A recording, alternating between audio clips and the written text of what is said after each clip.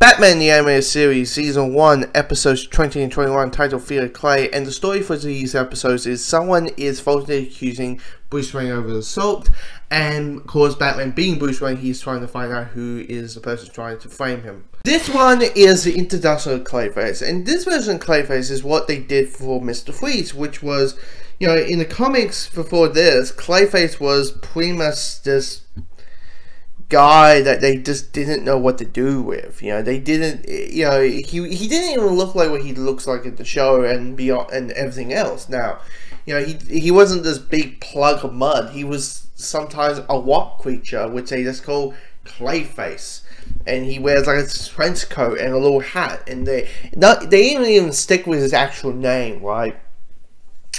But the show was, remember Clayface, and they reinvented him. And they reinvented him in a very cool, tragic way. This is another Batman tragic villain, where you understand why he's doing it, why he is doing it in the first place. But I will say this, in the first two episodes, the first, in this two-part story, the first episode is slow. It is just uninteresting, and just felt really like, the guy turned into Clayface, which is brutal. They basically waterboarded him with clay, which was just, oh dear. I was like, jeez, this is dark. And there's a part where like one of the thugs, you know, is trying to suffocate someone with a pillow. I'm like, okay, this is mature as hell. I mean, okay. But yeah, the first half just for me was uninteresting. I mean, I like the scene where Batman is a dick, and in the most impossible way. I mean, here's the thing. In these two episodes, Batman does the most dickest ways to interrogate someone. Like, in the second half, you got this guy who's like, the hospital, that's doing all these sick people, I don't want to get germs, and he's like that.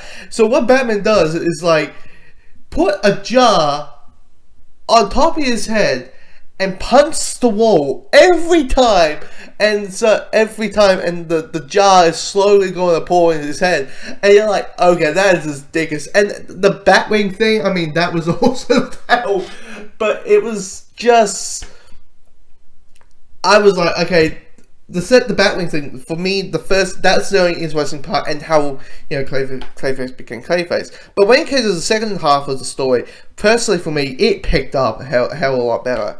You know, and you know, Clayface being voiced by Bob Perlman, who is Hellboy, he does a fantastic performance as this character.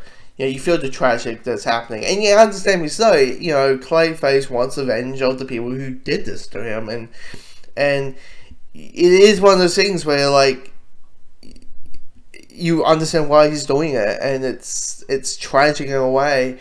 And I mean, the ending is even tragicer, because what happened is, because Clayface used to be an actor, you know, Batman puts all these like images of characters that he played, and he basically does like, remember the guy you were, and he's transformating, because Clayface can transformate into different people.